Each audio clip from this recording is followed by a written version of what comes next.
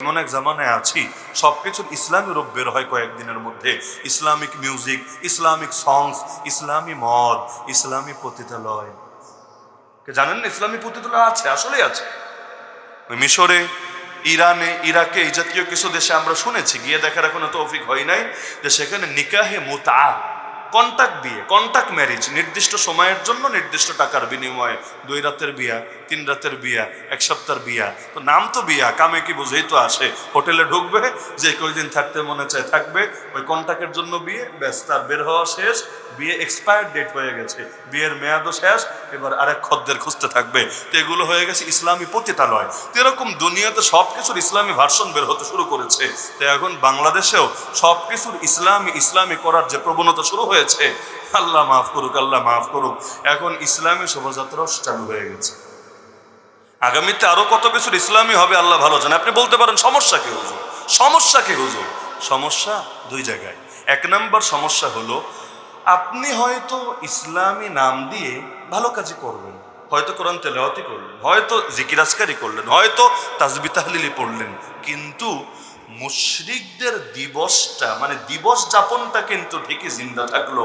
আল্লাহ রাসূল সাল্লাল্লাহু আলাইহি ওয়াসাল্লামের সাহাবী আলী রাদিয়াল্লাহু আনহু, চেনেন না তো মনে হয় কেউ, তাকে একদিন এক নববর্ষে একজন একটা উপহার দিল। বলবেন হুজুর ওই জামানায় নববর্ষ আসবে কোথা থেকে? হ্যাঁ, আমার নবী যখন ছিলেন, সাহাবীরা যখন ছিলেন, ওই সময় দুনিয়ার মধ্যে সবচেয়ে বেশি নামকরা নববর্ষ ছিল পারসিকদের নববর্ষ, যেটাকে নাইরুজ বলে। নাইরুজ, যারা ওলামায়ে কেরাম আছে নামের সাথে সবাই পরিচিত, নাইরুজ। এই নাইরুজ মূলত ছিল পারসিক। বলবেন পারসিক আবার কারা? মানে ইরানিরা। এখনের ইরান তো ছোট্ট একটা রাষ্ট্র, ওই সময় দুনিয়ায় পরাশক্তি ছিলই 2টা। এখন যেমন ধরেন আমেরিকা, রাশিয়া, চায়না, এগুলো হলো দুনিয়ার সুপার পাওয়ার। ওদের কিছু হলে গোটা দুনিয়ার উপরে আর প্রভাব পড়ে। ওই নবীর জামানায় দুনিয়ায় সুপার পাওয়ার 2টা ছিল। তখন তো আমেরিকা আবিষ্কারই হয়নি, ও সুপার পাওয়ার হবে কোত্থেকে? তখন দুনিয়ায় সুপার পাওয়ার 2টা ছিল, একটার নাম হলো রোম বা ইউরোপ, আর একটার নাম হলো পারস্য বা ইরান। তো এখন ওদের মধ্যে যা হতো, এর প্রভাব এই মক্কা মদিনায় পড়তো, সাহাবীদের উপরও পড়তো। এজন্য কোরআন 21 নম্বর পারে একটা সূরা আছে, সূরা রোম নামে। তো এখন এই পারসিকরা নববর্ষ পালন করত, এবং ওই ছোঁয়া আরব জাতির উপরও লেগেছিল, খুব ঘটা করে পালন হতো। যেমন ধরেন এই 31st নাইটের সংস্কৃতি বা 1 জানুয়ারি হ্যাপি নিউ ইয়ারের সংস্কৃতি, এটা কিন্তু বাঙালি জাতির ঐতিহ্য ছিল না, কিন্তু ওই বিদেশিরা করে, ব্যাস এসে এখন বাংলাদেশের মধ্যে ঢুকেছে। এই যে ফেব্রুয়ারি মাসে 14ই ফেব্রুয়ারি ভ্যালেন্টাইন্স ডে, বিশ্ব বেহায়া দিবস পালন করে, এটাও তো বাঙালির সংস্কৃতি ছিল না, কিন্তু ওই কাফের মুশরিকদের থেকে, বিদেশ থেকে এসে দেশের মধ্যে ঢুকেছে। তো নবী সাহাবীদের জামানায় একটা নববর্ষ ছিল, সেটার নাম কি? নামটাও মনে রাখবেন, নাইরুজ। কি নাম? আরবিতে নাইরুজ বলে, ফার্সি উচ্চারণটা ভিন্ন, আমরা আরবিটাই শিখি, নাইরুজ। এই নাইরুজটা ওই জামানায় উদযাপিত হতো। তো একদিন আলী রাদিয়াল্লাহু আনহুকে নাইরুজের দিন একজন একটু উপহার দিল। তিনি বললেন এটা কেন? বলল আজকে নাইরুজ, এ উপলক্ষে। তিনি বললেন নিয়ে যাও তোমার উপহার, আমার লাগবে না। কেন? তিনি অবাক হলেন, নিয়ে যাব কেন, সমস্যা কোথায়? আমরা তো আর ওদের মতো খারাপ কিছু করছি না, একটা গিফট দিলাম আপনাকে, সমস্যা কোথায়? তিনি বললেন নাইরুজুনা কুল্লা ইয়াউম, বেটা আমরা একদিন আলাদা করে ওদের উৎসব নিজেদের মনে করে পালন করব না, আমাদের উৎসব আমাদের প্রতিদিন। যেমন ওই যে 14ই ফেব্রুয়ারি ভ্যালেন্টাইন্স ডে, এটাকে আপনাদের লাগে? বিশ্ব বেহায়া দিবসে, বিশ্ব ভালোবাসা দিবস আর কি, এই দিবসকে আপনাদের পালন করা লাগে? লাগে না। কেন? কারণ আমাদের জীবনে প্রতিটা দিনই ভালোবাসা দিবস, আলহামদুলিল্লাহ। কি বিশ্বাস হয় নাই? যারা মুরব্বী হয়ে গেছে তাদেরকেও জিজ্ঞাসা করেন, যদি স্ত্রী বেঁচে থাকে, আলহামদুলিল্লাহ প্রতিটা দিবসই ভালোবাসা দিবস। আমাদের ভালোবাসার জন্য আলাদা দিবস লাগে না। দিবস কাদের লাগে জানেন? যেমন ধরেন ওই যে অনেকে বাবার মৃত্যুবার্ষিকী, মায়ের মৃত্যুবার্ষিকী পালন করে, সারা বছর একবারও দোয়া করে না। আমাদের কাছেও দোয়া চায় না। দোয়া চাইলে তো মনে থাকতো, দোয়া চায় না। বছরে একদিন আসে গাট্টি নিয়ে, সিন্নির গাঠি আর কি, এসে বলে হুজুর পর্যাপ্ত জিলাপি শরীফ আছে, একটু দোয়া কইরা দিয়েন আমার বাপের জন্য। আগেও 364 দিন খবর নাই, পরেও 364 দিন খবর থাকবে না, খালি একদিন। তো এইরকম যারা ফাজিল মার্কা লোক আছে, পুরো বছরে মনে পড়ে না, খালি একদিন মনে পড়ে, ওদের জন্য দিবস লাগে। এজন্য বহুত দিবস আছে, বিশ্ব স্যানিটারি ল্যাট্রিন দিবস, বিশ্ব হাত ধোয়া দিবস, বিশ্ব বিশ্ব ডিম দিবস, এরকম বহু দিবস কিন্তু আছে, আপনারা সার্চ করলেও পেয়ে যাবেন। এগুলো কেন লাগে? ওই যেমন ধরেন ভারতে এখনো প্রচুর পরিমাণ লোক স্যানিটারি ল্যাট্রিন ব্যবহার করে না। বলবেন কিভাবে কাজ সারে? কলকাতা থেকে কখনো যদি দিল্লিতে যান, আল্লাহর ওয়াস্তে ফজরের টাইমে নজরের হেফাজত করবেন, জানলা দিয়ে বাইরে তাকাবেন না। বলবেন কেন? তাকালে কি যে দেখবেন জামাতের সাথে, মানে হলো দলবদ্ধ হয়ে, পুরুষ একসাথে 10টা-12টা আছে, ওদিকে নারী একসাথে 10টা-12টা আছে, ক্ষেতের চিপায়, ওদিকে পাট খাতের আড়ালে, এদিকে এখানে ওদিকে সেখানে বসে বসে কাজ সারছে। আর সময় নষ্ট করা তো ভালো না, প্রতিটা মুহূর্তের দাম আছে। এজন্য নিচ দিয়া কাজ চলে, উপর দিয়া গল্প চলে। একদিকে কথাবার্তা বলছে, খোঁজখবর নিচ্ছে, আর একদিকে কাজও চলছে। আবার কিছু লাজুক মানুষ আছে যারা খুব লজ্জা শরম আছে, মাশাআল্লাহ। পাশ দিয়া ট্রেন চলে গেলে এখন আরেক লোক যদি দেখে খারাপ লাগে না? এজন্য মাশাআল্লাহ তারা চেহারাটা সুন্দর মতো ঢেকে ফেলে। নিচ দিয়া খোলা আছে, নিচ দেখলে সমস্যা নেই, তুমি তো আর চিনবা না এটা কে, কিন্তু উপর দিয়ে ঢেকে ফেলে যাতে করে আর চেহার উপর একটা নজরে না পড়ে।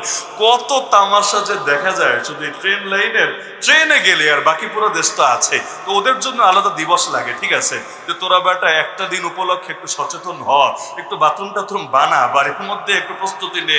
এই আধুনিক যুগে আর কত তোরা রাস্তাঘাটে কাজ সারবি, খেত খামার নষ্ট করবি, তো একটা জটিলতা। কিন্তু আমাদের এগুলো লাগে না। এজন্য কবে স্যানিটারি ল্যাট্রিন দিবস, এটা আমার মনে হয় এই মাহফিলের একজনও জানেন। বিষয়টা এমন না? তাহলে যাদের জীবনের প্রতিটা দিনই ভালোবাসা দিবস, তাদের আলাদা করে দিবস লাগে না। এটা লাগে কাদের?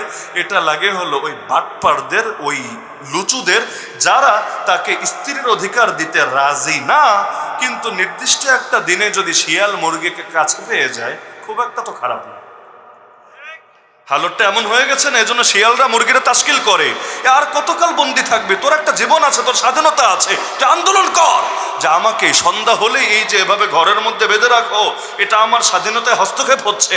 আমার একটা জীবন আছে, আমার একটা প্রাণ আছে, মাই বডি মাই চয়েস। এগুলো তো তোমরা হস্তক্ষেপ করবা কিসের জন্য? সুতরাং এখন আন্দোলন শুরু করে দিল শিয়ালের বুদ্ধি শুনে। থাকবো না কো বদ্ধ ঘরে, দেখবো এবার জগৎটাকে। মুরগির আন্দোলন শুনে মালিক চিন্তা করলো, যার জন্য করি চুরি সেই বলে চোর। বেটা তোর জন্য এত সাধনা করে ঘর বানালাম, নিয়মিত তোরে পাহারা দেওয়ার জন্য। আমরা ঘুরতেও যেতে পারি না, ঘরে একজন থাকা লাগে তোদের মুরগিদের পাহারাদারি করার জন্য। আর এখন আমাদের বিরুদ্ধে আন্দোলন করবে, স্বাধীন হবে। যা এখন যদি এভাবে সন্ধ্যার পরে তাদেরকে ছেড়ে দেয়, শিয়াল খুশি হবে না? শিয়ালও খুশি, মুরগিও খুশি, সবাই খুশি। কিন্তু পরবর্তী দিন মুরগিকে আর খুঁজে পাওয়া সম্ভব? আর সম্ভব? এই জামানায় এমন হয়, অনেক পাগলরা না বুঝে। এই যে আমাদের মুসলিম ঘরের কত মেয়েরাও না বুঝে তাসলিমা নাসরিনদের সুরে তাল মিলায়। ওরা ভাবে এটাই স্বাধীনতা, কিন্তু ওরা জানে না এটা স্বাধীনতার রূপে এমন এক নিকৃষ্ট জিনিস, যেটা তাদের গোটা দুনিয়া আখিরাত উভয় জাহানকে তছনছ করে ছাড়বে, নাউযুবিল্লাহ। এবং এমন এক ফাঁদ, যেই ফাঁদ থেকে কখনোই তারা বের হতে পারবে না। এই বাংলাদেশে দেখেন না, নারীরা অনেক এগিয়ে গেছে, অনেক। তবে জান্নাতের দিকে না এগিয়ে জাহান্নামের দিকে অনেক এগিয়ে গেছে। এগিয়েছে ঠিক আছে, অস্বীকার করা যায় না, তবে জান্নাতের দিকে না এগিয়ে জাহান্নামের দিকে এগিয়ে গেছে। আল্লাহ হেফাজত করুন। তাহলে এই দিবসগুলো জিন্দা কেন রাখতে হবে? আল্লাহর নবী চাইলে, নবীর জামানায় যেহেতু ছিল দিবস পালন, মদিনাবাসীরাও করতো না, রোজ মহারাজান এই দিবসগুলো ওদের মধ্যে ছিল। নবী চাইলে এগুলোকেই তো রেখে দিতে পারতো। নবী বলতো, শোনো এই দিবসই থাক, তবে তোমরা মেলা টেলা কইরো না, গান বাজনা কইরো না, নারী পুরুষ ফ্রি মিক্সিং কইরো না, তোমরা এই দিন জিকির আজকার করবা, তেলাওয়াত করবা, তোমরা এই দিন এই করবা সেই করবা। এটা নবী পারতেন নাকি পারতেন না? বলেন না, পারতেন নাকি পারতেন না? নবী কি করলেন? নবী বললেন 2 দিন বাদ হালাল তরিকায়, ইসলামী তরিকায় পালনের সুযোগ, 2টা বাদ। কেন? বিদায় হজের ভাষণে আমার নবী বলেন, আলা কুল্লু শাইইন মিন উমুরিল জাহিলিয়া মাওদুউন তাহতা কদামাইয়া। জাহিলি যুগের যত বিষয় আছে, এগুলো সব এখন থেকে আমার কদমের নিচে, আমার পায়ের নিচে। জাহিলিয়াতের কোনো কিচ্ছুকে বাদ রাখবো। এমনকি জাহিলি যুগের শব্দ পর্যন্ত নবী ব্যবহার করতেন। শব্দ প্রয়োগে পর্যন্ত চেঞ্জ করে দিতেন। ইসলামী শব্দ, কোরআন সুন্নাহ শব্দগুলো ব্যবহার করতেন, ওদের শব্দগুলো পরিবর্তন করে দিতেন। তাহলে আপনাদের কি মত? পহেলা বৈশাখ ইসলামী তরিকায় পালন করা দরকার, নাকি কোরআন হাদিস থেকে, নবীজির থেকে, সাহাবেদের থেকে যে তরিকা এসেছে এটাতে সীমাবদ্ধ থাকা দরকার? এই সিরাজগঞ্জ থেকে এই ঘিওরে আসার পথে অন্তত মেলা, তো এই যে কাছাকাছি মেলা হচ্ছে, এখান থেকে নাগরপুর পার হওয়ার পরে, আমি জায়গার নাম জানি না, এই এলাকাগুলো আমি ভালো চিনি না, এখানে মেলা হচ্ছে, গান বাজনা একদম ব্যাপকভাবে হচ্ছে। কিন্তু যে প্রসঙ্গে বললাম, এই আসার পথে কত হাজার নারী রাস্তার পাশে পাশে হাঁটছে, বৈশাখী সাজে সজ্জিতা হয়ে মেলার মতো করে। তার মানে সারাদিন নেক আমল করেছে এখন সন্ধ্যাবেলায় বাড়িতে ফিরে আসছে, রাতের বেলা পাখি তার নিরে ফিরে যাচ্ছে, খুব সওয়াব কামাই হয়েছে একদিনে, তাই না? আমি তো মনে করি এই একদিনে এই পরিমাণ পাপ হয়েছে, আল্লাহ যদি গজব দিয়ে বরবাদ করে মোটো বেইনসাফি হবে না। তাহলে সংস্কৃতি রাখ বেটা তোর সংস্কৃতি, কিন্তু যেই সংস্কৃতি আল্লাহর গজব টেনে আনে ওই সংস্কৃতি আর যাই হোক মুসলমানের সংস্কৃতি হতে পারে। তাহলে তাওহীদ আঁকড়ে ধরবেন না শিরিক আঁকড়ে ধরবেন?